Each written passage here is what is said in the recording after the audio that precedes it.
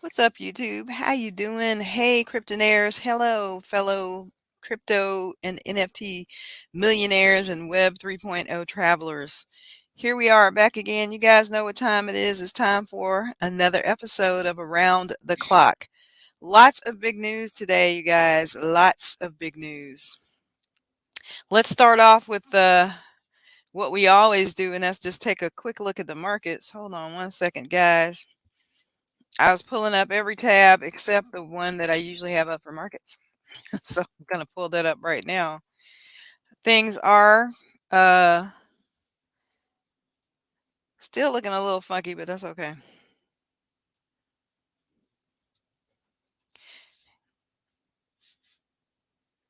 We're going to make it, you guys. We all going to make it. Wag me. So let me share it now that I have it pulled up. And I hope everybody had a good Wednesday, hump day.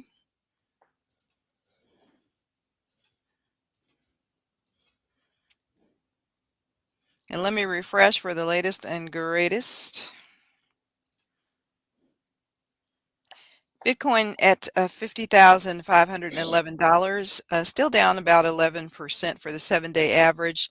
Ethereum in the number 2 spot, 4450 is down 3% for the 7 days.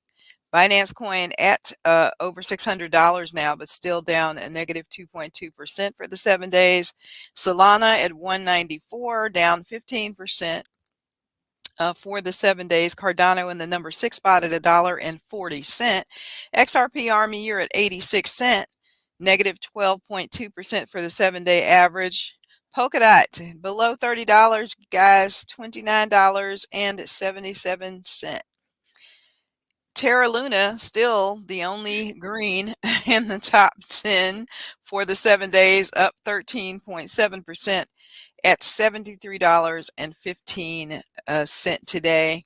Shout out to the Strong Block crew. Let's take a look.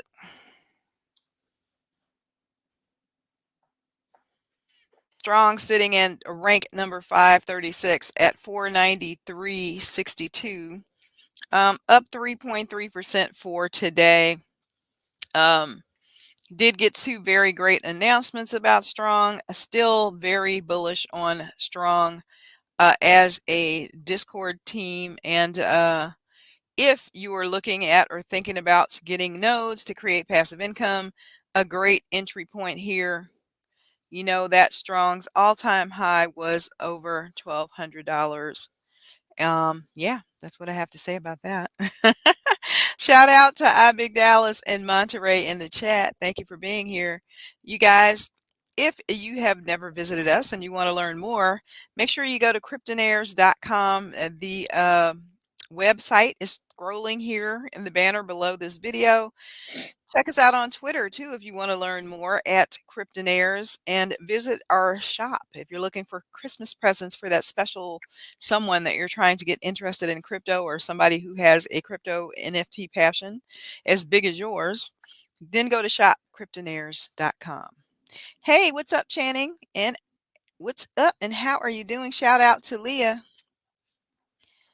and give her our love. You guys know, if you've been in this space, what the big news was today, and that was the congressional hearing where crypto got to go to Washington. Mr. Crypto, if you will, does Washington. And this was indeed a crash course for Congress.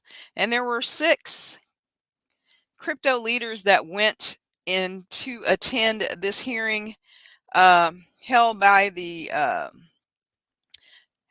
Financial Housing Committee. I'm sorry, I'm going to say that correctly. I'm on 2 screens. Sorry, you guys.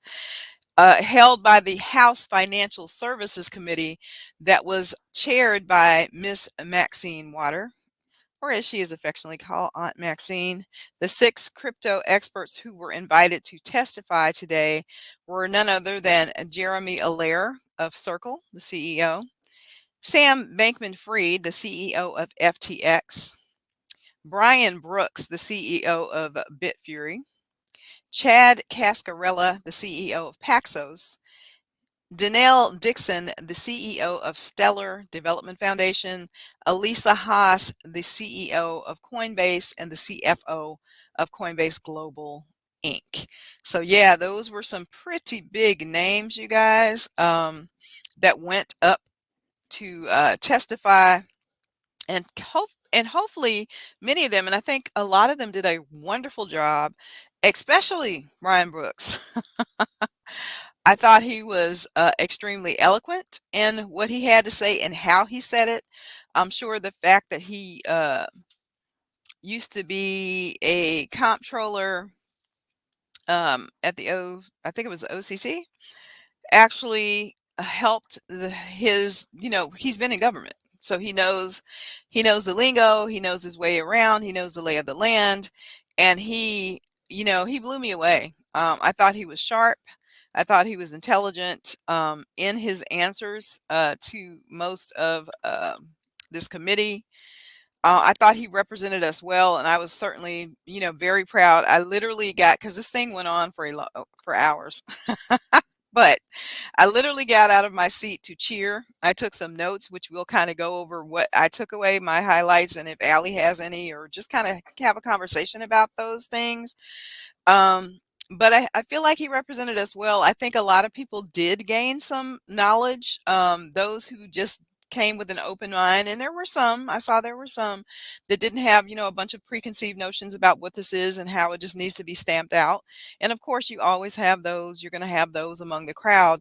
But I felt like most people were open-minded. I thought that the overall tone of this was quite friendly and curious in a lot of instances from people on the committee. There were questions that were asked. Of course, some of them were, they were in attack mode, or they were, not. I wouldn't say those questions were friendly questions, but I felt like the answers that were given were definitely just well spoken. I feel like the attitude of those 6 that represented crypto in Congress today was very, very congenial in terms of their showing that they wanted to cooperate fully with regulation and giving, you know, um, proposals and things that they had already, turned in as to how they thought that things should be going. I think they took if you would, took a leadership role in terms of kind of telling Congress, what this is about and how it should go in order for it to grow and for people to prosper. And I was just so darn proud. I just think they did an awesome, awesome job. I would love to hear if anybody in the chat was able to watch that today. And, what did you guys think?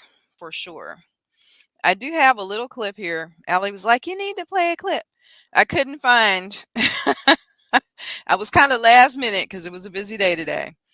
But and I couldn't find everything I wanted to find because there was some conversation between Representative Richie Torres, a Democrat out of I have that.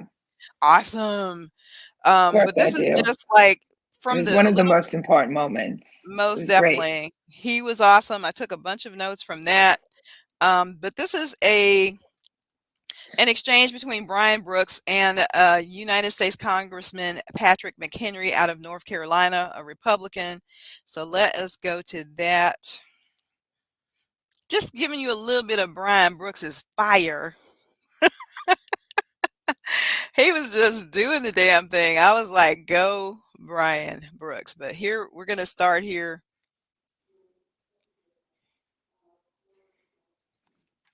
I now recognize the gentleman from North Carolina, Mr. McHenry. Well, thank you, Who is a ranking member of the committee. You're now recognized for 5 minutes. Thank you. Mr. Brooks, let's step back from digital assets and blockchain for a moment.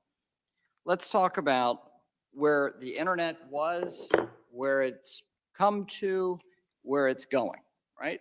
We're trying to level set here for policymakers. So originally, the internet was a read-only format, in essence. We're consuming information.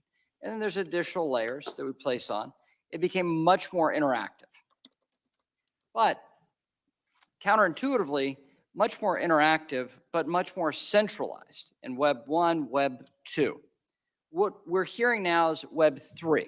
Policymakers need to understand the nature of Web 3. This is a hearing about a component of Web 3. Now, along those lines, what are the characteristics that defined Web 1 and Web 2? You gonna freeze on me now? Go. Mr. McHenry, thank you very much for that question. I think that's critical to understanding what we're all trying to build here.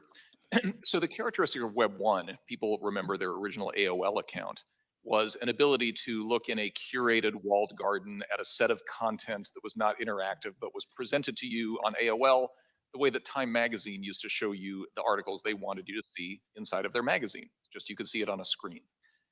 The innovation of Web 2 was that suddenly you could not only read content, but you could also write content. This is when the blogosphere became a big thing. People remember this from the late 90s, the early 2000s. The reason for the centralization of the internet, of course, was that all of that activity was being monetized by a very small number of companies. Facebook, as the chairwoman mentions, Google, and 2 or 3 other companies. What makes Web3 different is the ability to own the actual network. And that's what crypto assets themselves represent, is an ownership stake in an underlying network. So when you hear people talk about, for example, layer 1 tokens, what they mean is this is your reward for providing the ledger maintenance services, the computing power to the network that on Web 1 and 2 was done by Google, right? So now people in my hometown of Pueblo, Colorado can actually own the Ethereum network, but they can't own the internet. That's owned by Google and a few other companies. That's what the project of crypto is all about, is allowing people to directly own the networks that have native assets that are supporting it. And that's the nature of decentralization, where the token holders are the people who control the asset, Okay, not so Google. Token holders, for our language here on the Hill, those are digital assets, right? Which are the keys to open up the ledger for you to participate. Okay, so just sharing that's a little bit of Brian's fire, how he was able to break it down into very simple terms that like anybody can understand. He explained it to them like they were 6 years old. And he was able to do that throughout this hearing. And I was so highly impressed. So especially with him. I mean, everybody did great, but Brian was he was on fire. I think that it was outstanding. I think the majority of representatives that were participating in this hearing came prepared. They had intelligent questions. I was pleasantly surprised. And overall, I think this was a huge day for crypto. I cannot overstate that enough. It was a huge day. I know that we have been negative in previous coverage of legislation and potential regulation. I don't feel that sense of dread and negativity about the topic anymore. I think that Representative Torres did a fine example of how this only solidifies the US dollar across the world. I have a few clips from him there. Then Channing has mentioned it. Then we have good old Sherman, Brad Sherman. I don't even know what to say about this guy, who actually said something, along the lines of the volatility of cryptos and the biggest danger to crypto is crypto itself, because Bitcoin, and this is a rough quote from memory, Bitcoin can be replaced by Ether. Ether can be replaced by Dodge. Dodge can be replaced by Hamster Coin. And Hamster Coin can be replaced by Mongoose Coin.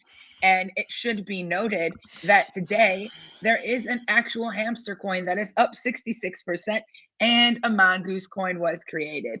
God, I love crypto. Thanks, Sherman. Of fellow degens across the crypto space. Yeah, overall, I feel really positive about today.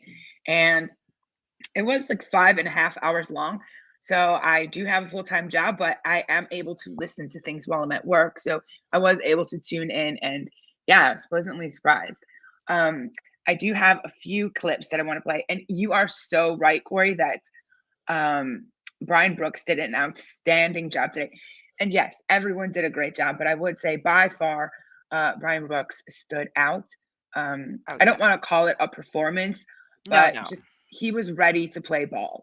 Yes, He he wasn't certainly rude. He wasn't was. aggressive. He just stated things as matter of fact. And the point, Professional. And yes, the he point spoke for a me, language that they could totally understand, and you could tell yeah, he had walked, he had been there. He'd been there before. He knows this. This is yes. his territory. He was totally at home. Sam There, Bankman-Fried kind of looked like this little kid. did you see? I don't know if any of you guys saw a Twitter photo. Like seriously, crypto Twitter, I love you. Someone at some point there was like a full body shot of him, and Yeah. someone managed to photograph his shoes. And this guy has such a freaking sense of humor that he retweeted the tweet of someone mocking him, like, "What is up with these shoes?" And he's like, "They came that way." He literally just put them on and didn't relace them or anything. And I had like such a good sense of humor He about it. is, you can just tell that he is just fully like who he is. What you see is what you get. Mhm. I mean, that's just, and I love that. I love his childlike, this man has all kinds of degrees. Extremely He's a intelligent. freaking genius. Yes, but Yeah. the sense I have of him, just like every time I've watched him, especially getting to watch him in that kind of environment, was just like he's this big kid that's just having the time of his life. Yeah, He's just so really I loving did it. want to play two clips. One is very short. It's only like 23 seconds, and the other one is slightly longer, with oh sorry, this is actually playing in my screen. Let With me, Richie Torres, yeah, I'll get that. Democrat, But first I'm going out to of New play York. this very quick Brian Brooks clip.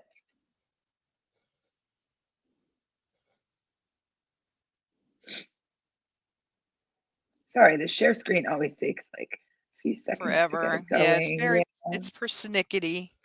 Okay, here we go, guys. I am sharing the audio, so.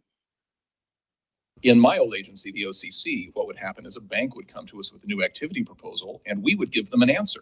We would either give them a non-objection or we would not give them a non-objection, and it was very clear whether they would be allowed to access that. What happens in the United States is you have a new crypto project and you walk into the SEC and you describe it in great detail and you ask for guidance and they say, "We can't tell you," and you list it at your own peril.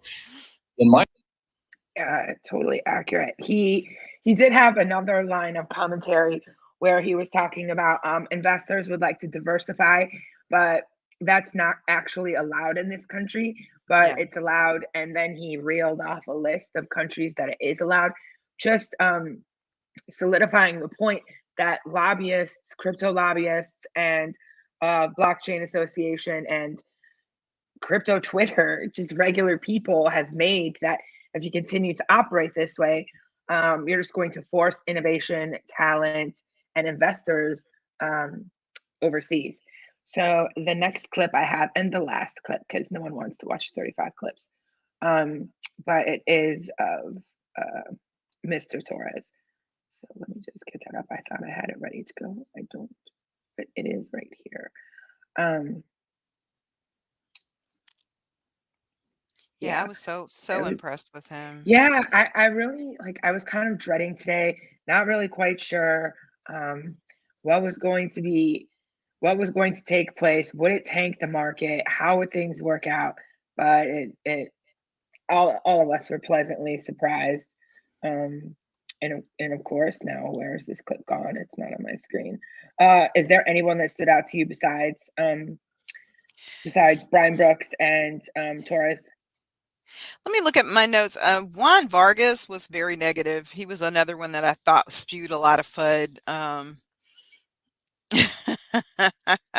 about the digital dollar being connected to nefarious actors. Again, it's just a lack of education. Yeah. And I'm sorry, who was that you said, Corey? his name was Juan Vargas. He was one of the representatives. Do you know where he's from? I don't. I didn't write down like who, because they didn't have I that. just This didn't know, says like, just if I you wrote knew the offhand, names because but I was like taking yeah. notes, scribbling furiously, you guys. Um, and I just took a lot of notes on just like fire answers that Brian Brooks was giving. Um, you know, and that to the point of the countries that you said that he was rattling off when he was saying the SEC has consistently refused crypto products that other G20 countries have allowed. And he said that like boldly because it's the truth.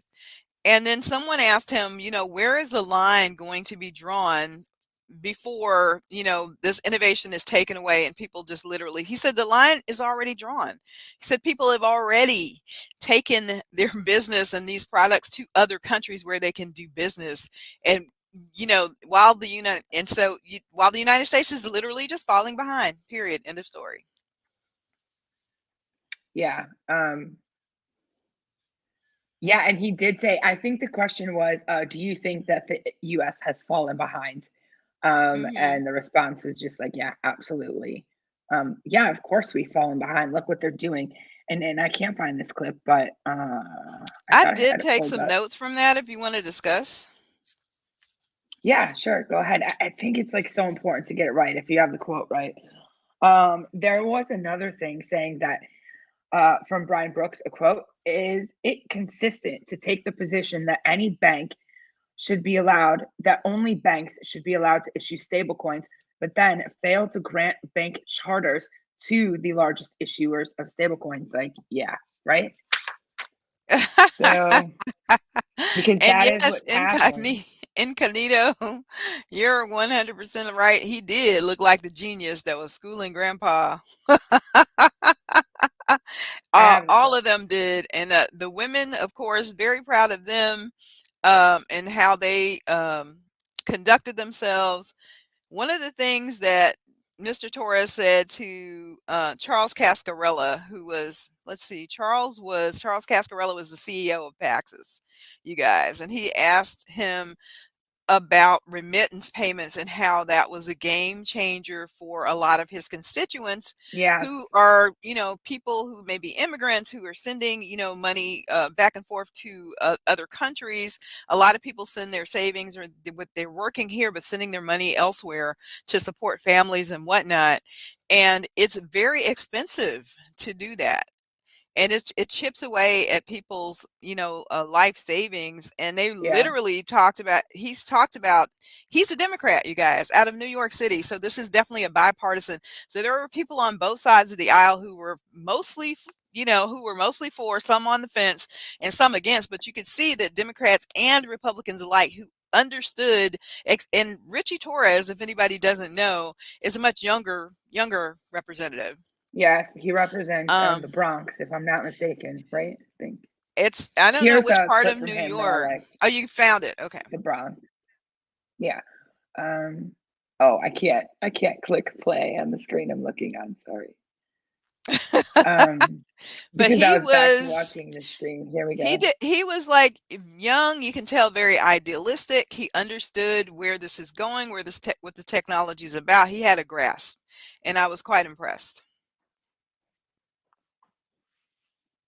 You ready to play or you need a few And one of my more? Okay, concerns there it about is. crypto is that it would present a challenge to the supremacy of the US dollar as the world's reserve currency. But what I have found striking is that the leading stablecoin issuers have actually chosen to peg their stablecoins to the dollar, which strikes me as a vote of confidence that reinforces rather than challenges the status of the dollar as the world's reserve currency. So what are your thoughts on the relationship between the dollar and the crypto? Is it as contradictory as many have feared, or could it be actually complementary? I'll answer that. I actually don't think that it's contradictory at all. What people want is a US dollar bank account. Everywhere in the world, people want to be able to have US dollars. And actually, that's the hardest thing to get. And crypto is a tool for a lot of different things, including bringing communities together. But what people want in order for their everyday spending, it's dollars. If you're in Argentina, you want dollars. If you're somebody anywhere in the world, you want to have access to dollars. And that's the hardest thing to get access to right now. And that's why tokenized dollars is so valuable, because you don't need to have a bank account, yet you can have access to the dollar-based system. And a very, very important tool for inclusion.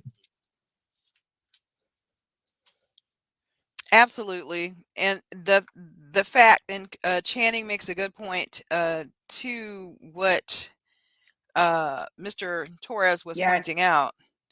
And this came up over and over again in the course of repeatedly, you are the right. hearing. How Congress, he says, From how both Congress is sides of the interested aisle.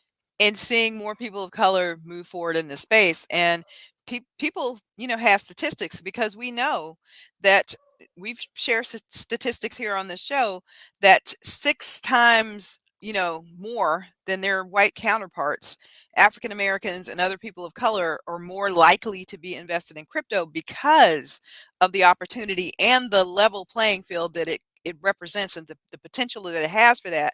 Those same people who would never, we talked about this last night, have the kind of opportunities to create this kind of generational wealth. Web Yeah, 3.0 offers that. They have been gatewayed out of the accredited, financial investor situation, which we talk about a lot on this show. And Brian Brooks brought up, like, I don't know how many times, talking about how, these are the banked or unbanked, or people who don't have like the greatest kind of credit scores, sometimes through no fault of their own, sometimes just through miseducation, um, or, many different things, because life happens and we all know it. And the playing field just hasn't been level. So of course, people seeing the kind of opportunity that this represents, it makes perfect sense. And you don't want to say now that you can finally see the light at the end of the tunnel, the government's going to snatch all of that away.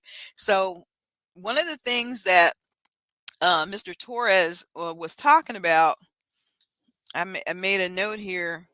excuse When me, you were, Corey, I have a uh-huh. slight emergency. I will be back in 30 seconds. I left my dog outside and Oh, she's get your crying and it is dog. very cold. It's I cold. cannot believe I did that. Yeah.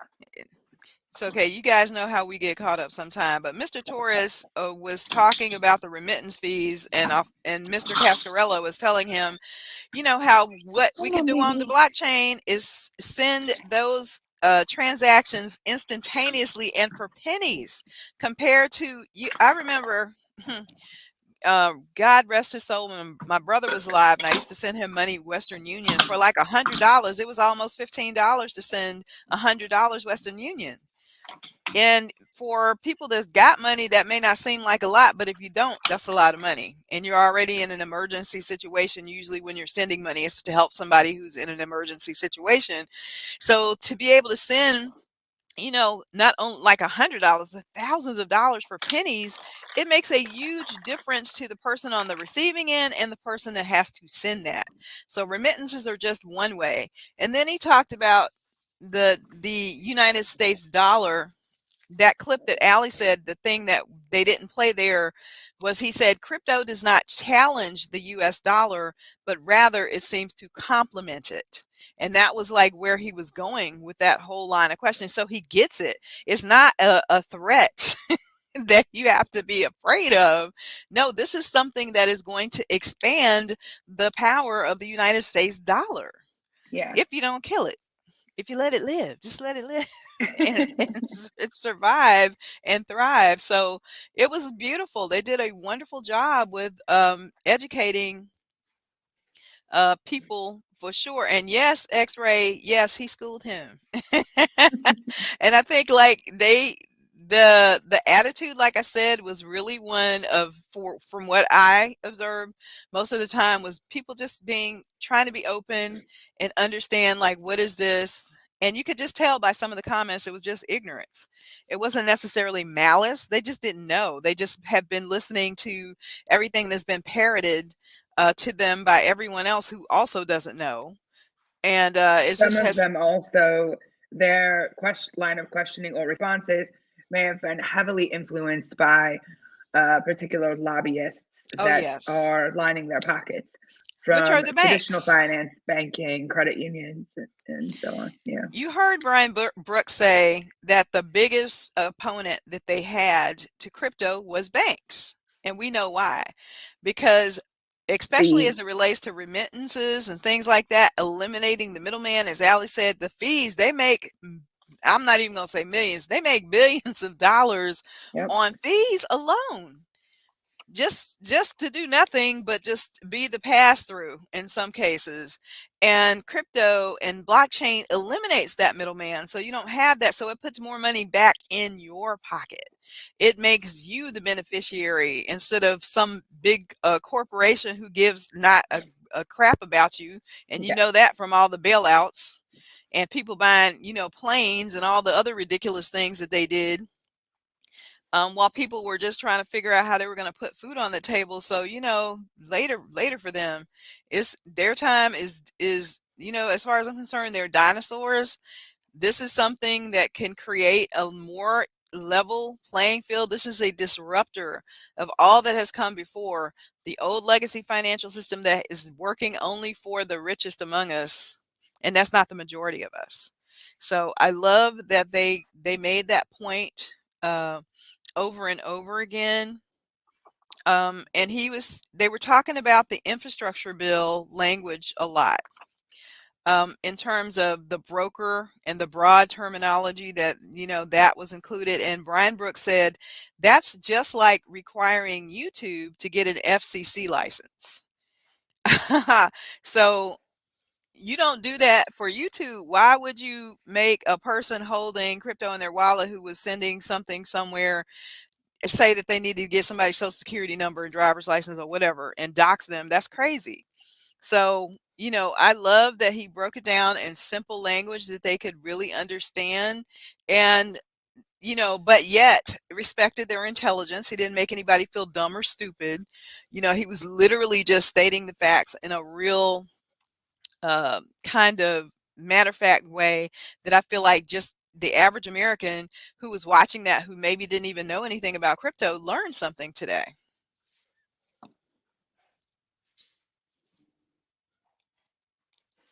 Any other comments or things that you thought were like really cool that stood out to you? No. Here's another one that said, decentralization solves the problem for supervision. And this was Brian Brooks again, because they kept bringing up that old argument about, these bad actors and lack of security. And, is the blockchain absolutely secure? And so Sam Bankman-Fried literally was like, yes, the blockchain, especially the larger blockchains, are absolutely secure. Maybe some of the smaller ones have some things they need to put in place. But Brian Brooks was like crushing that argument by basically saying decentralization is the problem that solves the problem of centralization, which is where you have human error involved, where you have people's greed involved. The algorithm doesn't have that. It just operates. It doesn't have the biases, the greed, the human error that can happen in centralized finance. It eliminates that. So it's actually more secure than your old financial legacy system. And he was giving examples of, it was just ridiculous. Some of the stuff they were saying was just so hypocritical in lieu of what happened, what we were discussing last night, the 2008 housing crash and crisis. So had that stuff been on the blockchain, things would have definitely looked very, very different. So I loved that he talked about that. He also said crypto is not just crypto is a step function improvement to what is already in place. And he's like, I don't know why people are so scared of crypto. Maybe it's because it's new. He does know, but he kind of said that, like, what is the big boogeyman that you guys are creating here? That boogeyman does not exist. It literally is just a step function upgrade to what already is. And he also said the same thing we've also been saying. It's not going to be stopped. So whether you accept it or you reject it, it's going to keep going. And we hope that you understand how you will be the ones who are basically missing out on these gains and putting the rest of the world, ahead of you by, doing what you're doing and not regulating this in the proper way. So, just trying to see if I had anything else that like really, really stood out, but it was really impressive. Yeah, when we were talking about Web3 solving problems, he said that Web3 solves problems. And the biggest critics being the banks and he named 3 things that Web3 can do. He said that it can unlock value with play to earn games. He brought up gaming, you guys. He brought up play to earn games and how that can create many, small economies. And he brought up the creator economy and how that is going back into the hands of the people. Like, people are not the product. People are actually benefiting from the product in Web3. Not like with Facebook, which was Web 0.20, or Google, where they're literally mining your data and your personal information, and they're profiting from it, but you're not profiting from your own data. With Web3, it is a creator economy. You are actually the ones who benefit from what it is that from the actual product, and I'm loving it. I hope that the attitude that they had will continue, and we'll see that springboard into more positivity and the next thing. But it was so refreshing to hear that bipartisanship, positivity on the panel, and people who actually Absolutely, yeah. understood where this can go and what this can accomplish. Donnell Dixon, she was awesome. And every one of them said that they would agree, in terms of releasing reports on diversity, or making sure that the people that they're hiring, like their companies, that they were making sure that they were diverse in their hiring practices, that they would have no problem revealing that. I love that they all said that also. Because this is going to present large opportunities for so many people in so many ways. There'll be actual jobs that they will need to fill, and that's awesome too. So all in all, as Allie said, woohoo. Good stuff. Okay, you guys, so we could move on from that, but I was so excited about that. That was so amazing and so positive, and it did my heart good, to see that happen today and to see how that evolved. Robinhood's chief legal officer says, however, it is a stretch to believe that crypto legislation is coming anytime soon. So in spite of the outcome of that, you guys know how slow the wheels turn in Congress. It's going to take time, but I feel like this is a really, really, really good start. And Channing said he appreciated how much Congress was so appreciative of Maxine. I appreciated that too. Aunt Maxine, she good. She did make a good thing happen. She asked her questions. She listened intently. She did a great job chairing that, and it needed to happen. And I'm sure a lot of her constituents were the reason why she was pro making that happen, because they're like, y'all need to, talk to somebody outside of this little echo chamber that you guys have going on here. So yeah, we know Coinbase was a part of what happened today, but they got a little bad press. Coinbase customers demanding refunds over a GYEN stablecoin glitch. I don't know how you say that. Guyan, not sure. But apparently there were some outraged customers of Coinbase that say the company locked them out of their accounts after technical reasons and forced it to halt trading Guyan last month.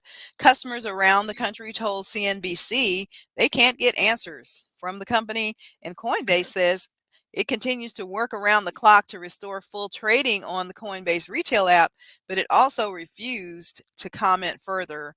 So I think one of the things that I've been saying needs to go into place if they start down this regulatory path is a better customer service outcome. For Especially sure. when you're dealing They with have people's none. money. They have none. And most of the exchanges have none. Yeah, that definitely is a portion of this that needs to change. I was listening to Kevin Rose today, who that has a really great podcast, you guys. Definitely look it up, Kevin Rose podcast. But he was just talking about, and we were talking about this a little bit too, about mass adoption and how when this gets to a point where it's going to be easy, you might not want your mother to go and tell her, well, go over there and get this yield farming so that you can make these ridiculous APYs, because it's complex. It's not easy. And you might not feel safe with her with impermanent loss and all the other things. Yeah. that we, might take those risks, but you wouldn't send, maybe one of your elderly parents or, grandparents to do anything like that. But you would be okay if they were able to go through Wells Fargo, press a button that gave them, maybe 5-6% over, which is a vast improvement over what they offer now, just because of their exposure to a cryptocurrency. So I feel like, those are the places where we need to get to. Of course, as we move into those spaces, it's a double-edged sword, you guys. A lot of the opportunities we have now won't be there then. But let's make the best of what we have right now, and also work to make this industry the best. And this is an article that Allie found, and this goes right back to what we shared here too last night about crowdfunding and DAOs and all of that good stuff, and how this is going to change the game. So I guess you guys, Kickstarter got the same message. So Kickstarter is planning to move its crowdfunding platform to the blockchain. So that is coming. I think they see the possibilities for them Yep. based on that 47 million that the Constitution DAO was able to raise. Interesting. It's interesting to me. So they're going to Web3 now. Wonder how that's going to go. If they're going to create a DAO, if they're going to do a token, what is that going to look like for Kickstarter? Well, I mean, I think that Constitution DAO proved that Kickstarter is no longer relevant, not really needed. However, what Kickstarter is planning to do is exactly how we are going to get mainstream adoption for Web3, because it's going to be on the blockchain, but the user, and this is an assumption from the article, because it didn't go into specifics, but the user isn't even going to notice that what they're doing is on the blockchain. I'm sure there's going to be a huge PR campaign and they'll explain things, but they're Yeah. just going, their user experience isn't going to change, even though the back end has changed dramatically. And I think that's how we're going to see more adoption, so that the user is interacting with various blockchains, but they don't know that they are. They're just doing their regular internet business. Going to get Playing games, easier and buying easier something, and donating. easier. 100, Allie. That's a very, very big piece of news for you breaking today. I agree. And along that same vein, talking about mass adoption and how this is big industries coming in, that's another thing Yeah. that's not going to stop. Visa has launched a crypto consulting service in a push for mainstream adoption. So we knew they were hiring. We talked about that before here on the show. But they said Wednesday they're launching an advisory practice to help clients navigate the world of cryptocurrencies. This is big news, guys. You guys know how huge Visa is globally, all around the world, not just here in the United States. The payments processor hopes it can help to further mainstream adoption of Bitcoin and other digital currencies. And believe me, they can, you guys. Visa and its rival, MasterCard, see crypto as a key growth opportunity as they expand beyond card payments. So watch out, PayPal. They're coming. They're coming for you. You guys, this again is big news in terms of mass adoption and where we're headed, and how cryptocurrency is not a bubble, not a trend that is going to come to some kind of end. No, this is pushing. The blockchain is moving right along like a freaking steamroller, and I'm loving it. I think I stopped. Yeah, I stopped sharing that. Strong nodes getting fractionalized, Channing? Really? We've been Is waiting that on going that. to collateralize them? I want you back on the show because Not a lot yet, is not yet. happening. Okay, a lot is happening that we need to know about in the Flare network space. I know you've done a lot in that space since it's been up and running. And you can, teach some of us about what's going on. And I definitely want to get you back on the show to talk about that, the Flare network, and Songbird and everything that's happening there, because I feel like so much goes on in this space. You can't do it all, but if you've been there, and I know you have, I'd definitely love to hear about it. We shared that I think Bitmart got hacked, right? Yes. And so Or now roughly 200 mil. they have resumed either withdrawals and deposits 3 days after their $200 million hack.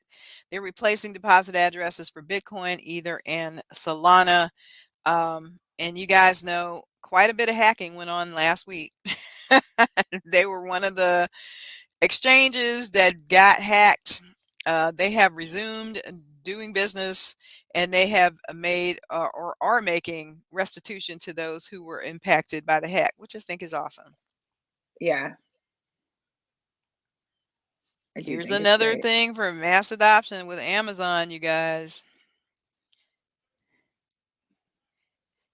Amazon Yeah, this is huge invest news. in trading card platform Dibs as collectibles boom, and we know what collectibles are a code word for what? NFTs, you guys. Amazon is investing in sports card marketplace. So you guys, Top Shop, they're coming for you.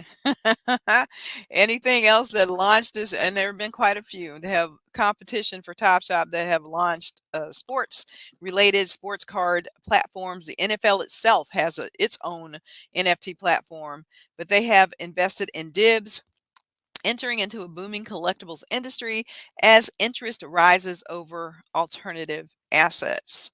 So, Dibs was founded in 2020, started listing cards for members to trade in fractions by digitizing them through NFTs. So, this is going to be interesting to see now that they've been taken over by Amazon. And you guys were, everybody's been saying, well, how is Amazon? We thought that Amazon was going to come on and get into crypto. Surprisingly, they're starting with NFTs, but they're in the space. This So, is going to yeah. be running on wax, by the way. And the market did respond to that, and it's up 35% today. Wax is Okay, you guys, on I'm that gonna news. tell Yeah. you right now, and this was said in our Discord. Shout out to Arj, and I have to agree with him. He was saying that he felt that gaming tokens, NFTs, metaverse things are going to move differently in a bear market.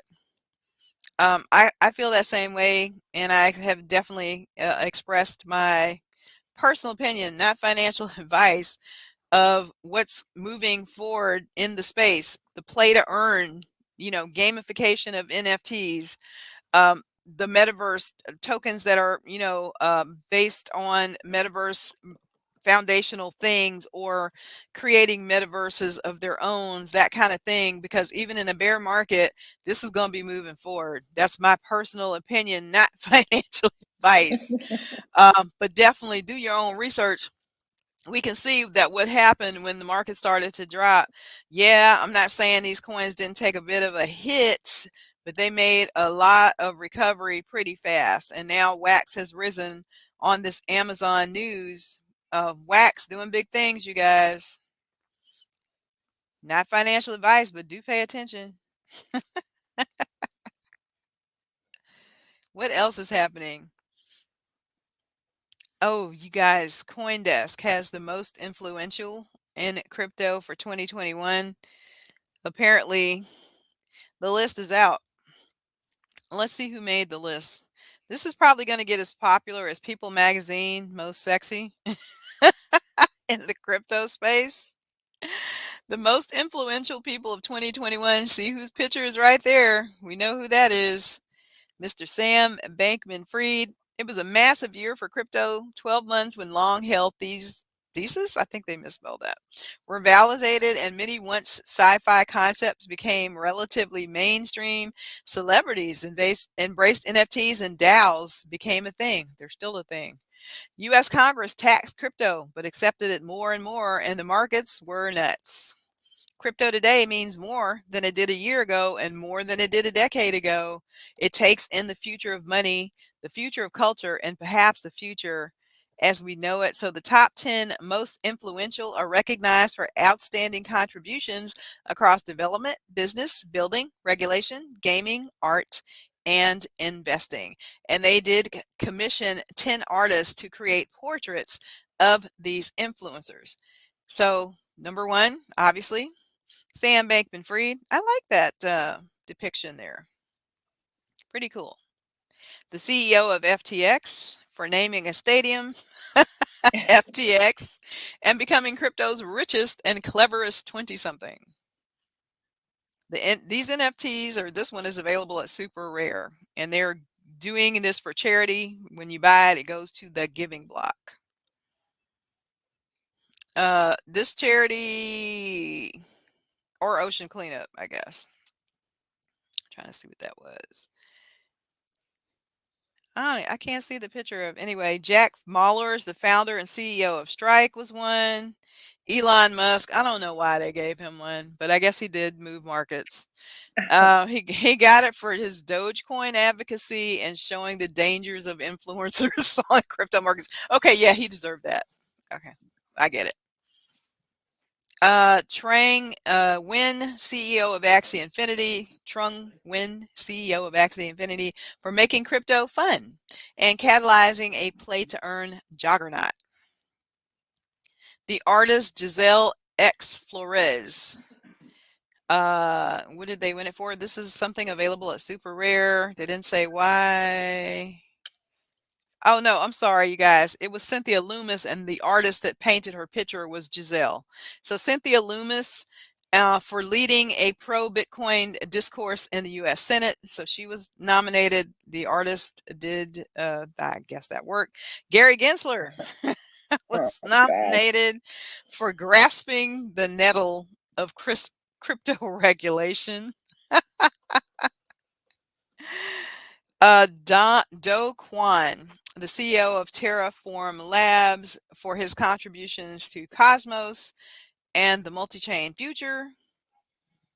Katie Hahn, who's the general partner for Andreessen Horowitz. We've talked about her here on this show before, for leading policy discussions with notable investments. So those are the top 10, you guys. What do you think of their picks? Is there anybody you might have left off this list? Anybody you think should have been on the list? No, that about covers it. What about you? You think Yeah. anyone? I definitely would not have put Gary on there, but hey, I it mean, was funny. Yeah. Is that who you would have left off? Or you were Gary? good with this? Yeah, or were you good with the list? Yeah, no, I was good with the list, and I think you kind of have to include him. I don't know if I would use the word influence, but he has had quite an impact on the space this past year. Yeah, I don't know how positive it was, but yes, he did. You're right. I didn't say it was positive. I just said he had an impact. That is true. And last but not least, you guys, there was, do you want to talk about the discussion there is around the word whitelisting for NFTs? Yeah, I mean, we can just talk about it very briefly, but I have been noticing lately that there is a push to stop using the term whitelist and start using the term allow list. I guess in coding, they've stopped using whitelist altogether, and now their industry standard is allow list. So, like in tech, that's what they're doing. So I've seen at least one Medium article about this topic. I've seen some little bit of pushback on Twitter, and I have also seen the first project come out that is calling it an allow list, and that is Stableverse. That's everyone's trying to get on that allow list. I know I am. I don't know if I will make it. I'm hoping that I will get one of those emails saying that my purchase was selected to make it on the list. We'll see.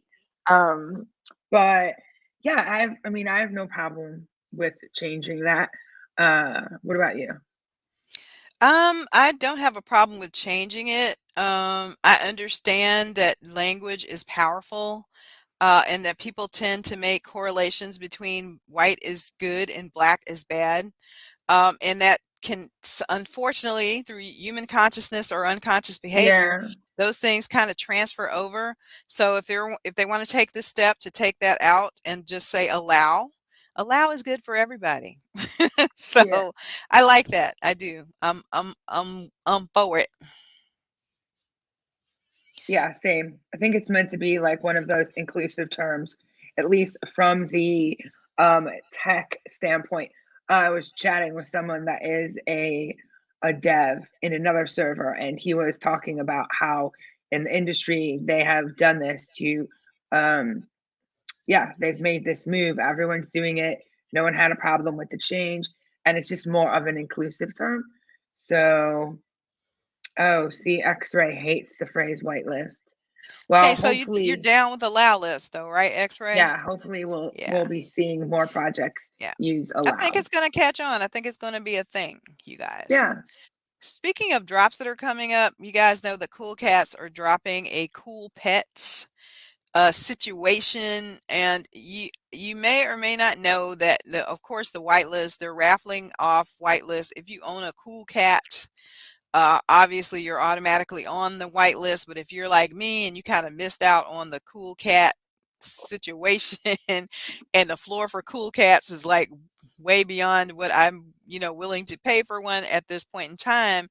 If you own any of the following, you can also claim a whitelist spot for Cool Pets. You can own I'm going to read the list here: Roboto, a Ghost, Dead Fellas, a Toy Booger, Metaverse HQ, Cyberkong, Letters, Fox Fam, The Dudes, World of Women, 721, either Orcs or the Littles. If you own any of those that I just read off, you I mean, can that's get crazy. Like the Littles just came out like 3 days ago or last week, something like that, and they're already these like, devs and stuff are friends, so you know that yeah. how that goes. I hope they include the list to include Lazy Lions because I have nada on that list. But the cool thing is I won one in a raffle. So I won a whitelist spot for Cool Pets in a raffle. So I'm very, Don't very forget happy about it. about that. Haha. Oh no, I'm not forgetting about that. I've forgotten Looking at plenty of the floor of Cool Cats right details. now. Cause your girl needs some liquidity. So yeah, I'm not forgetting about that one. Sell some of your NFTs. It's like the end of the year anyway. You could still use a tax break if I'm it's a just bit of a looking loss like for what some I got liquidity. that's like good, and the only like good thing I have are the things that I don't want to sell. You know what I'm saying? Like Yeah, the other yeah. stuff is like not even worth making the effort. But I learned a Yeah, lot I this have a year. bunch of NFTs that way too. This was my first year in NFTs, and Allie got me started down the road of addiction, and I went a Eh, little overboard. Yes, I definitely got a little bit over leveraged there. Sorry And about that. like it's not your fault, it's totally me, but it was a learning curve that I appreciate because now I'm very much more selective about what I do. Yeah, I totally try my best to get on whitelist rather than doing public mints. So different things that I learned, and it was a process, as a journey, just like all of crypto, you guys. And I cannot wait for Allie, and hopefully we can have Arj on here and I Big Dallas to do like a NFT special to give people some tips and tricks for how to survive the NFT space, and what to do when you get over leveraged, that kind of thing. But yeah, I'm looking forward to that. And if you're on that list of things that I named, you don't have to do nothing but go on their website, and I'm sure there's a process you can read about on there to get listed, white listed. Oops, excuse me. you said it like 20 times. I know. It's a habit, X-ray. I'm going to have to work on that to get allow listed for this project. And what did he say? He said Jade protocol airdropping. Okay. I did not jump on the Jade protocol. There were so many of these things popping up. Ring, Jade, Katana. Yeah, Yeah. Katana Samurai has started their node migration. So if you have an existing node now, if you've already created one, you can go ahead and start that process. I saw that announcement earlier in the day. But I was disappointed to see that they're going to go to create a new node, 10 tokens to 100. Ouch. Lot, yeah. You guys. But you do get 15 a day. That's the reward. It's Well, hopefully 15 by a the day. end of the month, I'll be able to create my poly node on Strong. I'm looking forward to being able to do that. Yeah. Definitely going to do that and just keep on rolling, keep on building those out as much as I can. But you guys, it is the end or coming to the end of our hour. Is there any other NFT news that we need to know? Like, are we good for for 5 more Yeah, minutes? we're good. I just did want to say that yesterday we talked about the Ubisoft news with Tezos, and today there is another thing that happens around this time of year that you may have heard of. Pantone has released their color of the year, Oh yeah. and it's going to be periwinkle, but it's also going to be an NFT. So, Of course. yeah, and it will be on Tezos, which is why I mentioned the Ubisoft news, because that was also on Tezos. So, You guys and go check that don't out. forget, the Ubisoft tomorrow is the first day for your free NFTs. Claim one for early adopters. Yeah. You have So to, make sure you I sign went up for back that. and read the fine print, you guys, because I was trying to sign up. You have to be a player. So you have to have played some of Tom Clancy. So if you have people like, I'm not a gamer, but I know people, if my son-in-law is, sign up through their play Xbox and PlayStation accounts or whatever. But yes, that is a thing. Yeah, or if you are a gamer, go ahead and get the game and start playing, and that'll qualify you automatically. But Awesome. love you guys. Hug someone. Tell them that you love them, because tomorrow's not promised to any of us.